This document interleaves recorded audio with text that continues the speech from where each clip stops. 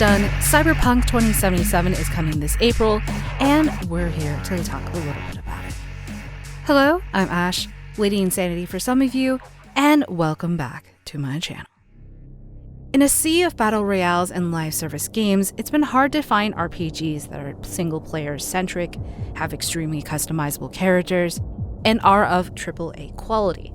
Thankfully, last week at E3, I had a chance to watch an hour-long behind-the-curtain demo of CD Projekt Red's upcoming game, Cyberpunk 2077.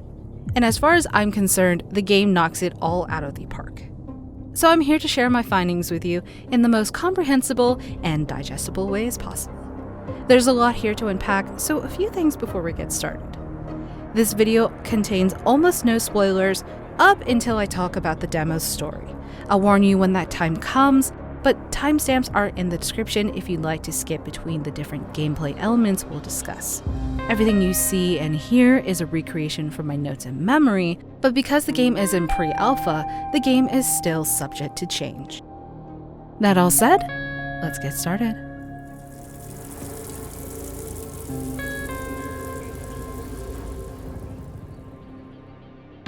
Character creator and V. Early in the demo, we saw customization options for our protagonist V. CD Projekt Red boasts a wide range of options to make V yours, and overall, it's definitely a varied list. CC includes life path, body, appearance, and attributes. Life path is V's background, which not only determines your start location in the game, but also opens and closes various dialogue options. 3 life paths are available to you. You can choose the Nomad, the Street Kid, or the Corpo. Nomads will likely frequent the Badlands that are available outside Night City in-game. If you've ever watched Mad Max, on a superficial level, they're basically the same thing. The Street Kid and Corpo will likely be from one of the 6 main city districts. Life paths are the only things so far in Character Creator that are, for sure, locked in. Body covers everything you can think of as far as customizing V. Skin tone, eyes, eye color, nose, ears, mouth, jaw, beard, surface wiring, which is the equivalent of face tattoos, and hairstyle. In this build, there are only 6 skin tones to choose from. These aren't the official names, but to give you an idea, they are white, ivory, peach, tan, gray, and dark brown. For eye color, the colors are green, blue, white, gray, brown, light brown, and red. While everything else was determined by a slider, these 2 features had specific colors to choose from. A big reminder, however, that this is not the final build.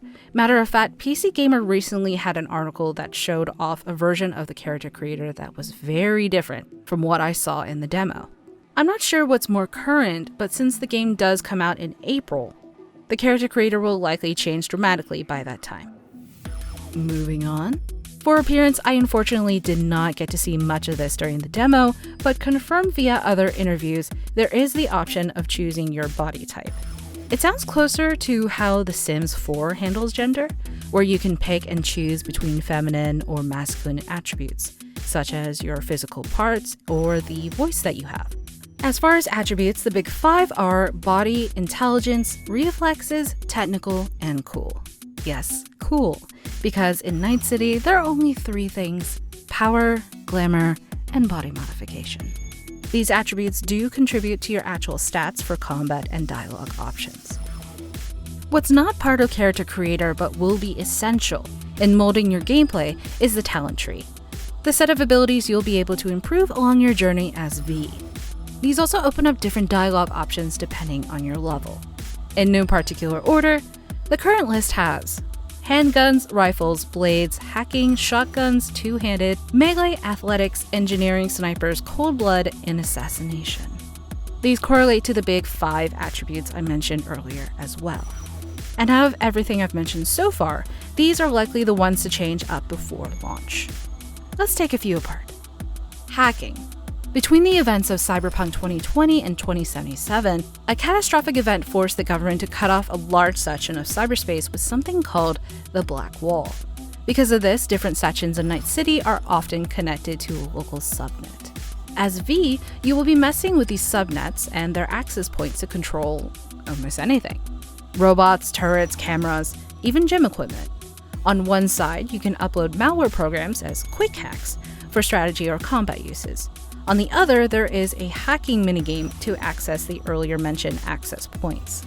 As much as I want to explain how the minigame works, honestly the mechanics were absolutely confusing. It's like looking at a 5-dial combination lock where you need to adjust the numbers in the right way to create code in real time. Hopefully in the real game it makes more sense than what we saw, but the good thing is about this minigame is that the better you hack, the more rewards you earn. If you've ever played Welcome to the Game, it sounds kind of similar to that reward system. The quick hacks tend to be fun. For instance, uploading the jackpot malware to a vending machine forces it to spit out all the soda on the ground. It's a great distraction use. But sometimes there's more malicious malware, like Daemon Fade to Black, which disables the enemy's eyesight, or Daemon Deadlock, which is an epic quality malware that fries the brain. All these and more can be bought at your local friendly vendor. Combat. While you can technically play the entire game without killing anyone, many killer toys are available to you. Scanning is the first thing you will likely have. Information available depends on the eyewear that you are equipped, but likely it will say the name of the person, their faction, and their resistances. There are 4 resistances each enemy has: physical, thermal, electrical, and chemical. When you play against certain bosses, you may also notice that they might have an additional weakness on their person that is a vulnerability for you to exploit. I'll explain this later with the boss Sasquatch from the demo. Weapon-wise, guns and melee weapons are available. The nanowire is a cool tool, great for lashing, slashing, and brain hacking. And because you can target specific body parts with weapons, decapitation and dismemberment are possible. It is bloody and kind of grotesquely satisfying in a way. Defense-wise, you can also use a person as a human shield if you so choose. However, as expected from an internationally shipped game, certain countries may not receive the same kind of bloody content due to local laws. But as a whole, CD Projekt Red isn't censoring anything out of their game. Nothing wrong with a bit of sex and violence. On the radio. The music featured in this game is very, for lack of a better word, cyberpunk. It all blends very well with the dystopia, debauchery, and degenerate feel of this universe. From what I've heard, all the music was made fresh for this game, and there are different radio stations that you can enjoy while you're in your car or your Yabu Kusanagi, and either joyriding, running over pedestrians, or fleeing from the local gang, or police force, or both. It's all very, very atmospheric. Conversations. Cyberpunk 2077's dialogue system is built to make you, the player, pause and think about what is appropriate to say and to whom. It's deliberately unclear in a way. While there are some options that will cue through special events or mid-conversational interrupts, you have to rely on context clues and the atmosphere to determine whether the NPC you're speaking to takes it positively or negatively. Whether they'll indulge you because you're friends, or tell you off because you're being nosy and it's none of your business. Talking in this game seems very fluid as far as the main story is concerned. In the demo, conversation flowed as we walked together throughout the briefing. You weren't confined to a cutscene window and had full control while you were speaking. There was a point where the game even nudged you to talk to the vendor while Placide, one of the quest givers, did his business. In these conversations, there's this overarching sense of urgency, and that in-game time is real. If you take a little bit too long to talk, they'll say small quips to egg you on, like, still there? Thinking about it? Or, don't think about it, you don't have a choice, to make you fumble a little bit while you're choosing. Additionally, there are certain engagements mid-conversation where a time bar will appear and run out, forcing you to make a choice immediately. You can also lean on your skills to improve your chances of moving conversations in your favor. I mentioned this earlier, but various details about V can influence the dialogue options available to you. Your chosen life path, your attributes, or how leveled you are in a skill or weapon. For example, there's this point when V, in the middle of this crazy packed church, is immediately pointed out by a middleman, and a V with a street kid background has the option of saying, "Damn, how did you recognize me?" Or an option for a netrunner can be, "Can't we just scorch him via the net?" If you don't have the necessary skill level, the game will tell you how much you're missing for that choice. Same goes for not being part of the relevant life path, as in the demo we could see the dialogue options for both the street kid and Corpo, despite having the street kid background. Not sure if they'll keep the latter in the real game, but for now, save scumming might be a thing for you. And me, definitely. Oh, one last thing. If you don't like the conversation at all, in certain situations, you can just walk away. Literally. Speaking of walking away, if you're looking to avoid spoilers, this is the time to do so. We'll be talking factions, NPCs involved, and the slice of the main story I saw in the demo. If you're saying bye, thank you for watching, I appreciate you. I'd avoid the comments in case of spoilers, but feel free to reach out over Twitter at Lady Insanity or my Discord at discord.gg/ASHE if you'd like to talk about anything that has been said here. And for the rest of you, hey, what's up? Welcome to Night City. In a dark room tucked away from the cacophony of E3, 30 of us watched with bated breath as the developers from CD Projekt Red traversed through Cyberpunk 2077 for an hour. V was dropped in mid-game, already geared and well acquainted with Keanu Reeves' very sexy Johnny Silverhand. Okay, I'll be serious. At this point in time, we're visiting one of the 6 districts of Night City called Pacifica. History behind this place is that mega corporations threw down a lot of cash into making Pacifica a hotspot for tourists. But due to a massive crisis and uncertainty in the global economy, investors pulled out all their money and deserted the place. Now a lawless area, Pacifica is dominantly run by one gang, the Voodoo Boys. The Voodoo Boys aren't your typical violent and uncontrolled booster gang. Led by Brigitte, the Voodoo Boys are a group of netrunners obsessed with the mysteries of cyberspace and are well connected and respected by Pacifica's community. They don't normally work with others, however, and will protect themselves from outsiders as much as the locals do. At some point, V had a biochip installed in their head. It supposedly has the power to unlock immortality, but after taking a bullet to the brain, the chip's mostly busted. Mostly.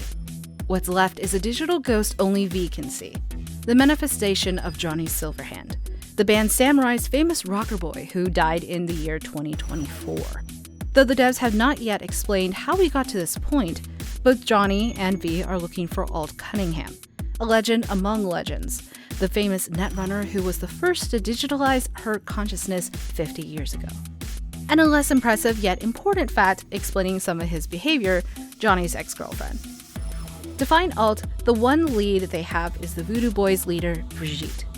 But of course we can't just walk up to her, that'd be too easy. So after an ill-named character, Mr. Hands, contracts us out to eventually earn a meeting, one of the Voodoo Boys, Placide, tasks us with a mission to investigate why another gang called the Animals have moved into an abandoned Grand Imperial Mall nearby. V begrudgingly lets Placide invade them via a personal link, connecting him directly to V's brain and acts as a watcher while V undertakes this mission. We figure out why the animals are there, and we get to meet Brigitte. At least that was the deal. The Animals are your typical juice head gang obsessed with power and any means of getting said power. Around 30 of them, including their alpha boss Sasquatch, are hidden inside the mall, keeping watch of a military-grade vehicle called a Camionet. It's up to V how they want to infiltrate the mall, but since the animals use juice, which is a powerful liquid that increases muscle mass and speed, a fight head-on is rather difficult for our netrunner. As you move through the mall, you can really feel they settled into the place. They've barely left the compound except for supplies. They started using the gym to train, and even fumbled with the big Grand Imperial Mall sign, so instead it shines the word animal in bright lights. But they're only being used to do dirty work, as it's only a matter of time that we realize there's a third party. Bryce Mosley from Netwatch, the government agency in charge of tracking cybercrime. V realizes quickly that he's the real target here, what Placide and the Voodoo Boys really wanted, since he's responsible for keeping Brigitte at bay in a net battle. Although Mosley this whole time has tried to remotely kill you via an access point, tells you to stay away with hacked advertisements and physical barriers, and even helps you survive the eventual fight against Sasquatch, V eventually catches up to him in an abandoned cinema up top. Mosley pleads V to understand, saying the Voodoo Boys are deceiving you, but V ignores the warning and forcibly invades Mosley's personal link. The action frees Brigitte, but also gives access to all the Netwatch agents in the area. Pussy then remotely burns all their brains through the net, including V.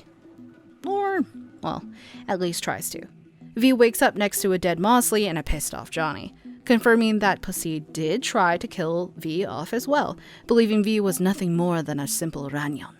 Closest meaning is basically a floor rag, or in this case, an outsider that the voodoo boys usually contract out for special jobs, only to get killed afterward.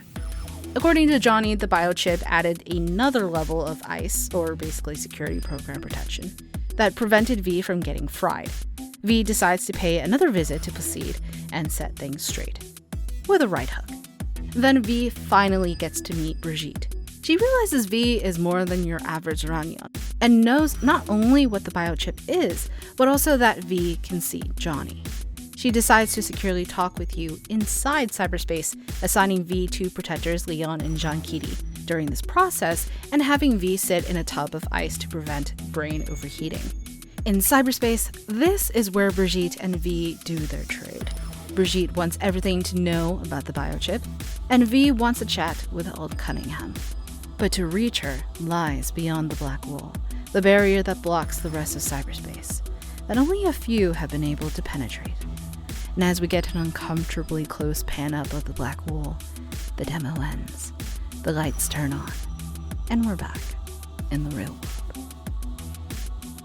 Yeah, that's the long and short of it. If you want to watch the demo for yourself, it will be shown at PAX West this August. If you haven't been watching the video itself, I have been including a lot more context on the different people and locations on screen. And in the near future, I will have a transcript link in the description. Thank you for watching! Like, subscribe, join my Discord if your heart so desires. Follow me on Twitter at LadyInsanity for future updates, but more importantly, if you think I should do more deep dives like this for other games, let me know in the comments below. Let me know your thoughts. I'm reworking this channel to be a personal haven of story-centric games I like, not just BioWare, and I hope and want you all to enjoy your time here as well. Again, my name is Ash. Thank you for joining me. Until next time, take care.